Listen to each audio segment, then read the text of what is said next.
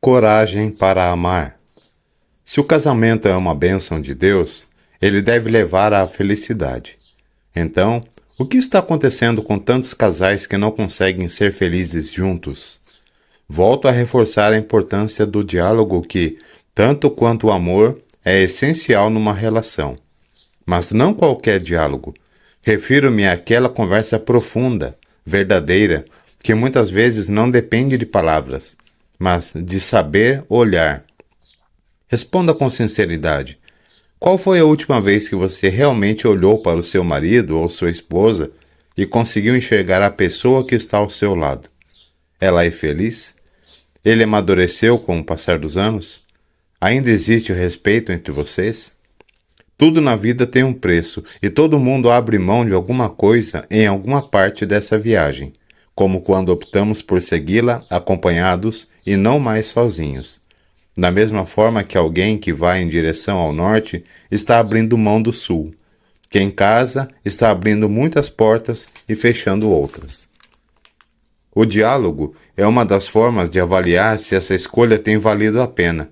Sei que não é uma pergunta fácil de fazer e muitas vezes a resposta é ainda mais difícil de ouvir, mas é preciso ter coragem para amar. Então, no momento em que se encontrarem a sós e sentir abertura para isso, não perca a chance de perguntar a essa pessoa que está envelhecendo ao seu lado: valeu a pena ter aberto mão de tantas coisas por mim? Eu tenho feito você feliz? Novamente, o questionamento recai sobre a saúde do casamento, mas vou insistir até que você compreenda que ela está em suas mãos. Remexer feridas, assumir os próprios erros, dar o primeiro passo pode provocar dor, mas se nascer já é doloroso, que dirá renascer? Nada se resolve de uma hora para outra, mas sempre é tempo de recomeçar, desde que exista um esforço concreto. Como padre, sou e sempre serei a favor do recomeço e totalmente contra a desistência, aquela atitude radical que conhecemos pelo nome de separação. Uma das maiores dificuldades que eu e meus irmãos sacerdotes temos é explicar nossa posição sobre o divórcio.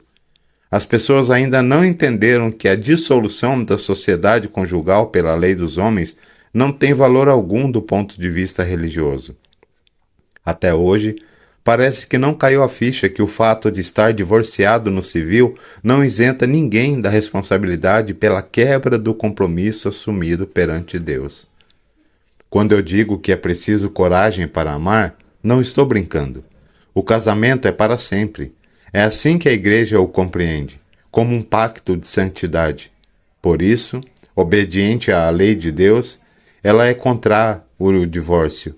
Embora existam situações de impedimento que podem ser levadas aos tribunais eclesiásticos para que, uma vez examinadas, seja declarado nulo o casamento.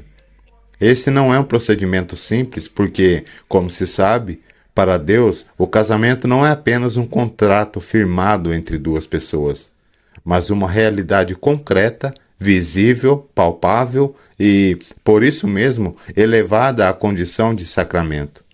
Essa realidade sacramental tem sua origem na própria vontade e na liberdade das partes que a constituem e, somente quando alguém fere diretamente um desses pilares, liberdade e vontade, ou ambos, os tribunais eclesiásticos se dispõem a deliberar sobre o assunto.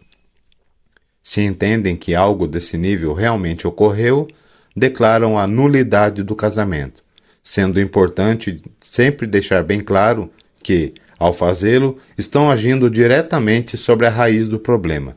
Ou seja, não se trata de dissolver o casamento, e sim de reconhecer que ele nunca existiu em sua essência. Existe aquele tipo de impedimento mais evidente, como ter menos de 13 anos, que a lei canônica, a qual cuida das relações entre os fiéis e a Igreja, acata sem maiores discussões. Mas a maioria dos casos que chegam até os tribunais eclesiásticos envolve os chamados vícios do consentimento, que remetem a situações nas quais houve dano real aos princípios da liberdade ou da vontade. Por exemplo, Quando jovens com nítida imaturidade emocional, surpreendidos por uma gravidez inesperada, são obrigadas a casar apenas para manter intacta a honra da família. Ou aqueles casos em que um dos cônjuges possui uma personalidade mal formada, seja em razão de desajuste familiar, seja por problemas de ordem neurológica, apresentando doenças como manias, esquizofrenia, entre outras, que podem resultar até mesmo em ocorrências de violência doméstica. Nessa situação específica, não é o fato de a esposa apanhar que será examinado pelo tribunal eclesiástico, mas o grau de enfermidade da pessoa que pratica a violência. Afinal, ninguém em seu estado normal comete atos dessa natureza, podendo considerá-la incapaz de cumprir o prometido, o bem do outro, e fazer jus ao casamento. Embriaguez e uso de drogas, por mais corriqueiro que possa parecer, também são condições impeditivas. Eu mesmo já cheguei a me recusar a realizar um sacramento porque o noivo compareceu à cerimônia de casamento completamente embriagado. Há também os erros de dolo, ou seja, casamentos realizados equivocadamente porque um dos cônjuges teve a intenção de enganar o outro. Mulheres que mentem sobre a verdadeira paternidade do filho, homens que se declaram ricos apenas para impressionar e conseguir um bom casamento, ou simplesmente omitiu um dado da maior relevância, como o fato de ser estéril, por exemplo. Já o adultério, como fato isolado, não se constitui em motivo para nulidade, a não ser naqueles casos em que foi prometida fidelidade diante do sacerdote. Mas tudo não passava de uma farsa, com traições durante o namoro que prosseguiram na vida conjugal.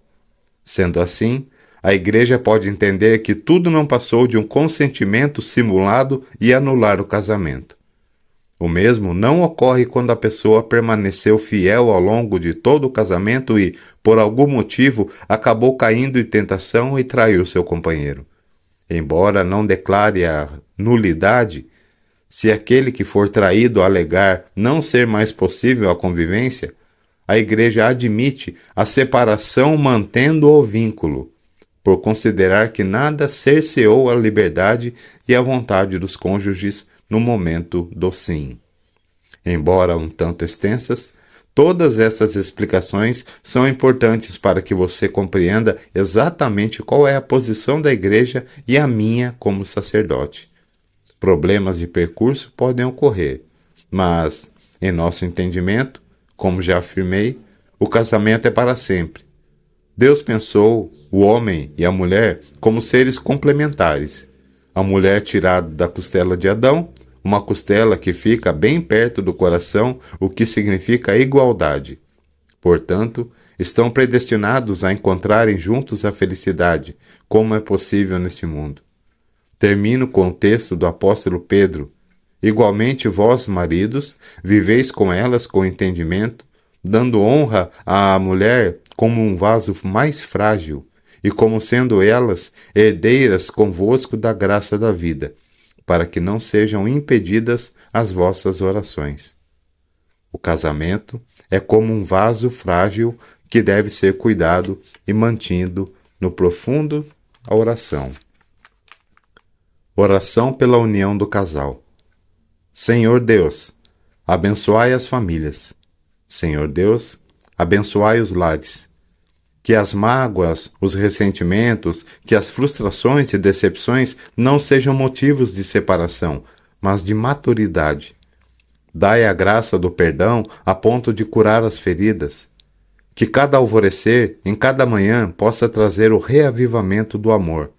Que cada despertar do dia seja a possibilidade de um diálogo permanente e de um amor constante. Senhor, que nenhum casal permita que a noite chegue e o sol se ponha com rancores e mágoas no coração. E, se isso acontecer, Senhor, que Tua graça e Tua bênção sejam tão grandes a ponto de levar ao perdão. Deus de amor, abençoai e santificai aquilo que foi unido em Teu altar. Que Tua bênção leve cada casal, cada pessoa a sair do eu e chegar ao nós, e consiga no nós respeitar o eu. Senhor, que a soma de duas vidas leve à felicidade. Abençoai e santificai os casais. Amém.